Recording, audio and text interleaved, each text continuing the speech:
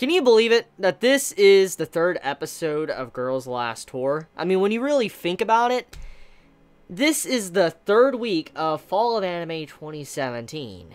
Time flies nowadays, it really does. I mean, I remember back in the past when I used to watch anime, it didn't feel like time went this quickly, but anyways, getting into it though, the third episode of Girls' Last Tour is here, and this episode will determine if you follow the golden rule of anime, if you're going to continue to watch or drop this said series. So anyways, talking about the latest episode, this episode answers a question many of us have had for a while now. Is there any form of civilization left? Or at the very least, living civilization, or instance, people. And we actually get to see a person in this episode. Someone that is not she, someone that is not you, someone that is a dude, someone that is alive. Which was really, really amazing. And it was fascinating because it was a question I've had for a while. Was there any others out there that were still alive and a part of this world? Were they on the upper levels? That's the questions that I've been having, and seeing how in this episode it reveals that there is someone still alive and out there, this lets us know that she and you are not the only ones left. There is bound to be many others out there. Maybe not as much as, how we have in our today's society, how many, over 7 billion people, but there's probably some out there, maybe give or take about a couple hundred thousands or something like that, but basically there's probably a lot of people still left alive, maybe on the upper levels, but still people. So I'm glad that this episode actually clarified and gave us some world building, and that's something I've really noticed that this series does rather well. It really loves to gradually build up the world and let us kind of figure out or think about what is really going on here. For instance, last episode with just seeing the factories, the facilities and all that, and then seeing how the heat of the pipes and stuff to, seeing a fish come out and all that, and it makes you wonder where is these fish coming from and why the fish look like that, and it makes you wonder, did it really come up from the upper levels? I mean, there's just so many questions. And in this episode, you see one of the things that the series really has going good for it. You see the world building. You get to have more questions like, okay, so since we have a dude that's still alive and all that, that means there's more people. Why did everybody move on up? Why is nobody populating the lower levels? What exactly happened? Why is there multiple levels? I mean, we now know that there's been multiple points of civilization or humanity, and then this is actually like probably post-apocalyptic setting times too. Like, what I'm getting at is humanity could have went almost extinct, not once, but already twice already. From what we can understand from this episode, is that the levels, the floors and stuff in the towers, that's from an ancient civilization. And then, after that, once they were long gone, you had it to where a new form of civilization, they had their own buildings and stuff and skyscrapers, and they built, an elevator up to the next levels, because they didn't know how to work the original elevator that was made by the original civilization. So this lets us know that it's not just the fact that humanity has probably recently in the last decade or so has went extinct or entered a post-apocalyptic setting. For a very long time now, probably hundreds upon hundreds of years, humanity has been at this point and slowly dwindling down in numbers. That is clearly what we can see going on here, especially with this episode. Because we get details that that big tower that goes to the next floor is an elevator. But like I said, they don't know how to work it. So, lost technology. That is what's happening. Lost technology throughout the entirety of this. And when you see the episode open up when they're driving next to like the big hole and all that, when you look at it, you just see a pit, darkness, and you could assume that whatever made this hole was from something very advanced. Someone very advanced made this. For all we know, aliens could have made all of this, these different buildings and, this landscape. We don't really know. So when you see these different things, you do know for a fact that a lot of time has passed since humanity fell. Probably thousands of years. Easily thousands of years. Hundreds, easily hundreds. Possibly thousands, because of how so much technology has just been lost. Now anyways, let's talk about the main theme of the episode.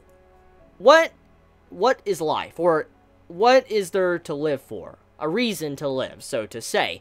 That is the theme of this episode. And I noticed there is a pattern going on here with the show.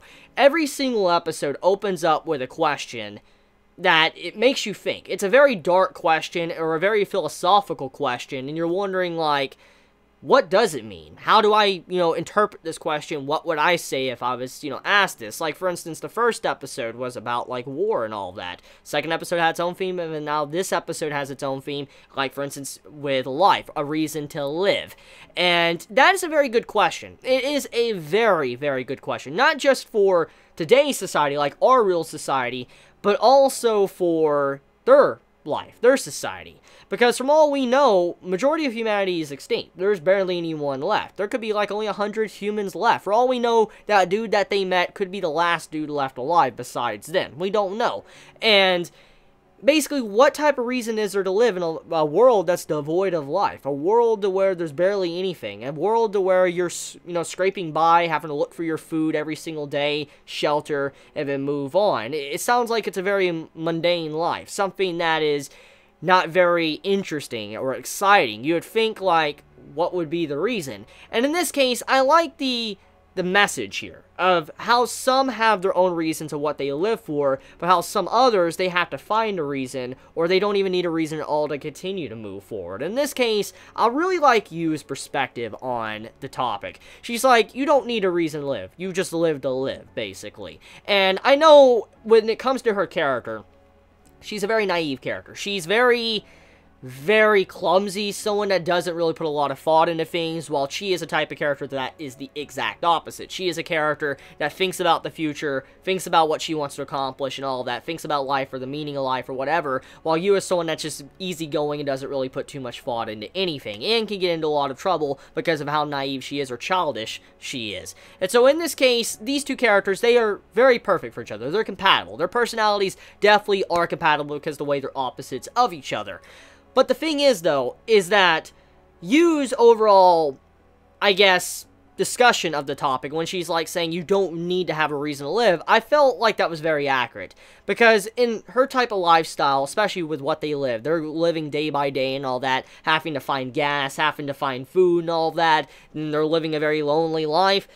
Just living for the sake of living is a very good answer. I think it's an appropriate answer, especially in their type of environment, being in a post-apocalyptic setting. It's a perfect answer. I don't think there was really any right answer to it, but at the same time, I think that was one of the best answers that you could have given. I was actually very surprised that the series didn't try to cop out on reasons to live or whatever, or the reason to continue pushing forward. I figured it was going to do some form of friendship thing, and then she would say, the reason why I live is because of you. That's what I expected, honestly, because I've seen enough anime and read enough books and stuff, and I've seen it to where when it comes to, like, what is life or the reason to live, so I'll say it's because of you being near me or whatever. I've seen that many times, and so I expected you to say, the reason why I want to live, Chi, is because of you, and then she would reply, it's the same thing for me. I live because of you as well, you. I figured something like that would happen with the combo, but that actually didn't happen at all, which was probably one of the most surprising things about the episode, so I will give props there.